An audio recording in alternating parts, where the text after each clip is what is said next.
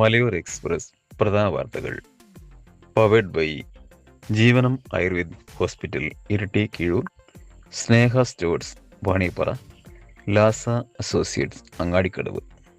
Palakkad railway ഡിവിഷനെ വെട്ടിമുറിച്ച് Mangalapuram railway station അടക്കമുള്ള പ്രദേശം മൈസൂർ ഡിവിഷനിലേക്ക് മാറ്റി റെയിൽവേ ഉത്തരവിറക്കി. ഒക്ടോബർ 1 മാറ്റം നിലവിൽ വരും.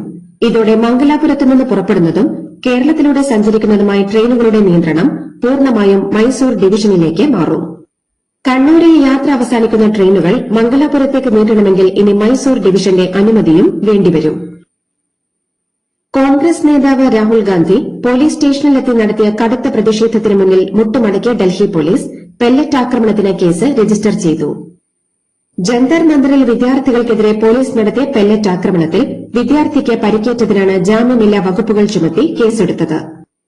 പെല്ലറ്റ് ഗൺ ആക്രമണത്തിൽ ഒരു കണ്ണിന്റെ കാഴ്ച നഷ്ടമായ സാഹിൽ ലോജവ് എന്ന വിദ്യാർത്ഥിയുമൊത്ത് Rahul Gandhi parliament street police സ്റ്റേഷനിൽ 6 മണിക്കൂർ കുത്തിയിരിപ്പ് സമരം നടത്തി.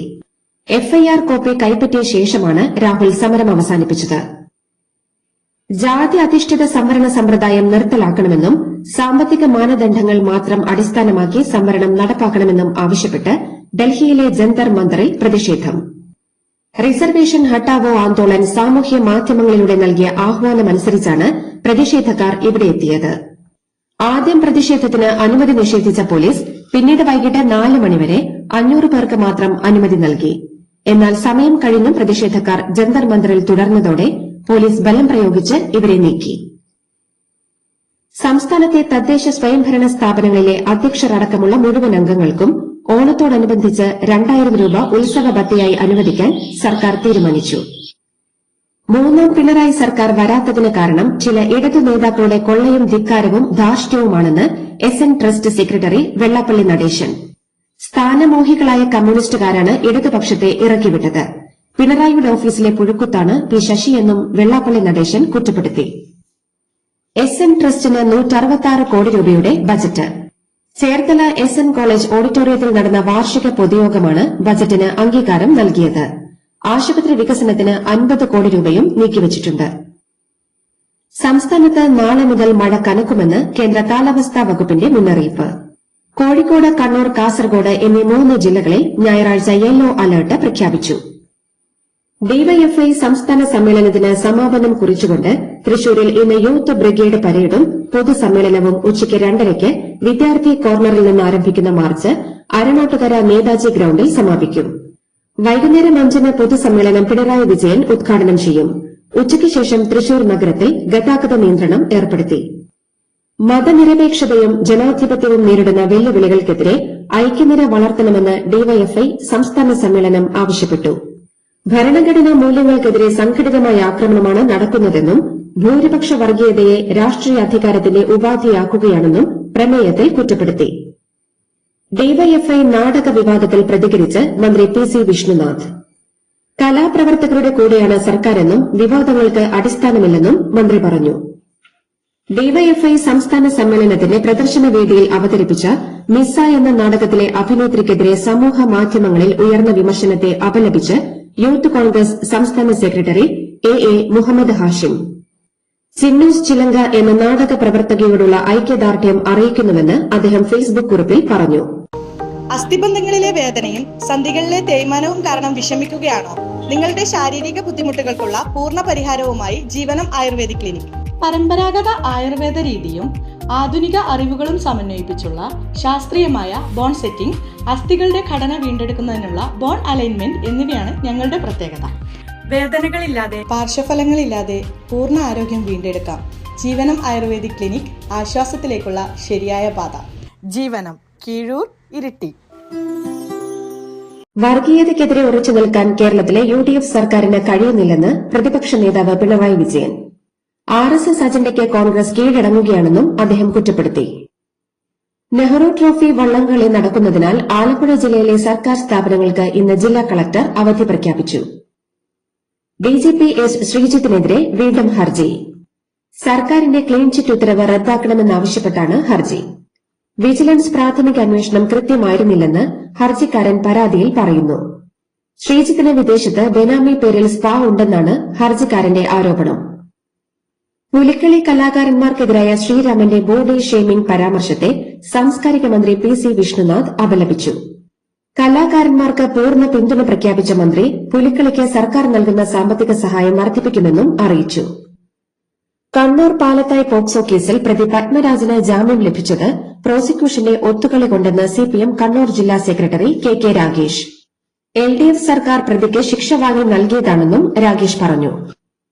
രാജ്യത്തെ പൊതുസ്വത്തുക്കൾ പൂർണ്ണമായും കോർപ്പറേറ്റുകൾക്ക് നൽകാനുള്ള അജണ്ടയാണ് ആർഎസ്എസിനും ബിജെപിക്കുമുള്ളതെന്ന് ജെഎൻയു വിദ്യാർത്ഥി യൂണിയൻ മുൻ പ്രസിഡന്റും എസ്എഫ്ഐ നേതാവുമായ ഐഷി ഘോഷ്.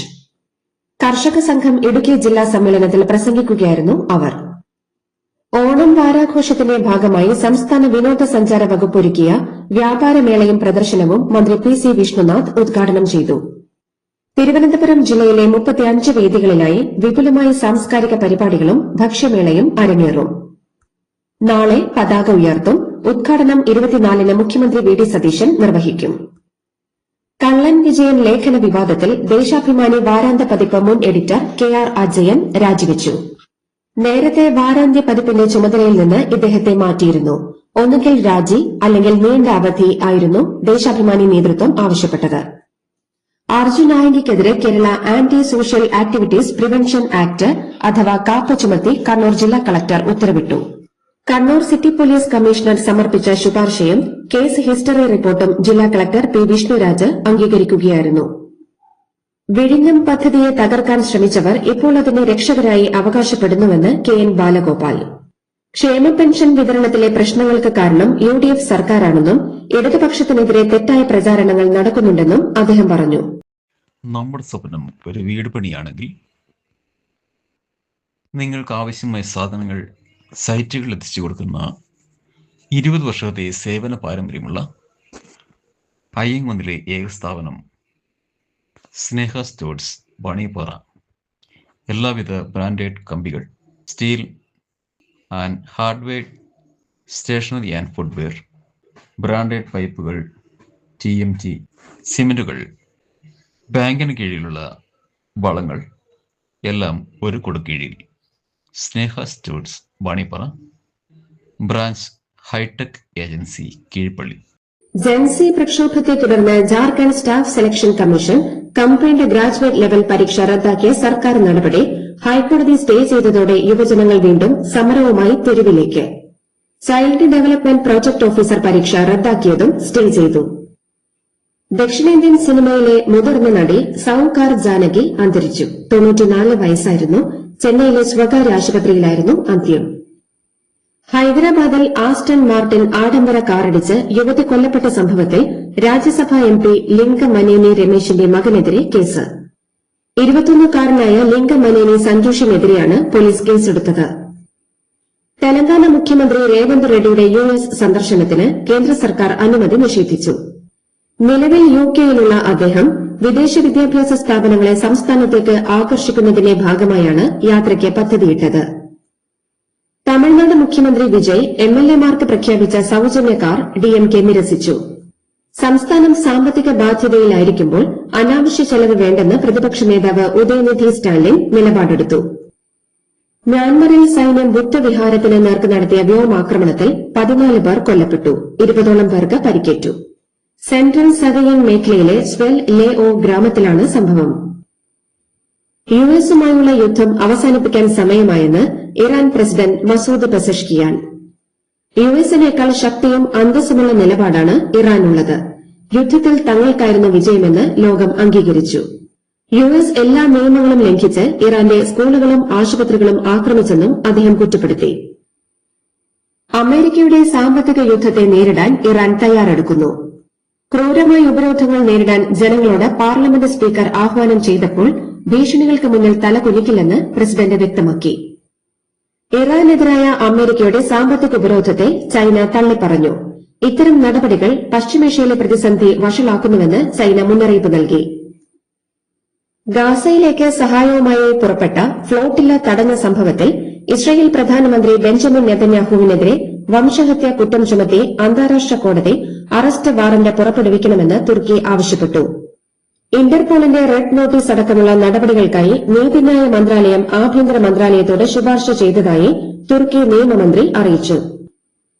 തിരുവനന്തപുരം ഗ്രീൻഫീൽഡ് സ്റ്റേഡിയത്തിൽ നടക്കുന്ന കേരള ക്രിക്കറ്റ് ലീഗിൽ ട്രിവാൻഡ്രം റോയൽസിനെതിരെ അനായാസ വിജയവുമായി ആലപ്പി റിപ്പിൾസ്. റോയൽസ് ഉയർത്തിയ 127 റൺസ് വിജയലക്ഷ്യം റിപ്പിൾസ് 12.5 ഓവറിൽ 2 വിക്കറ്റ് നഷ്ടത്തിൽ മറികടന്നു. ലോകകപ്പ് ഫൈനലിൽ അർജന്റീനയെ സ്പെയിൻ തോൽപ്പിച്ച ശേഷം ഗ്രൌണ്ടിൽ നടന്ന കയ്യാങ്കളിയിൽ നടപടിയെടുത്ത് ഫിഫ. അർജന്റീന ഫുട്ബോൾ അസോസിയേഷനെതിരെയും 3 അർജന്റീന താരങ്ങൾക്കെതിരെയും അർജന്റീനയുടെ സഹപരിശീലകനെതിരെയും ഒരു സ്പാനിഷ് താരത്തിനെതിരെയുമാണ് ഫിഫയുടെ അച്ചടക്ക നടപടി. അർജന്റീന താരങ്ങളായ ലിയാൻഡ്രോ പരദേശിനെ 10 മത്സരങ്ങളിലും ഹ്വേൽ മൊളീനയെ 7 മത്സരങ്ങളിലുമാണ് ഫിഫ വിലക്കിയത്. അർജന്റീന ഫുട്ബോൾ അസോസിയേഷന് $3,21,000 പിഴയും ചുമത്തി.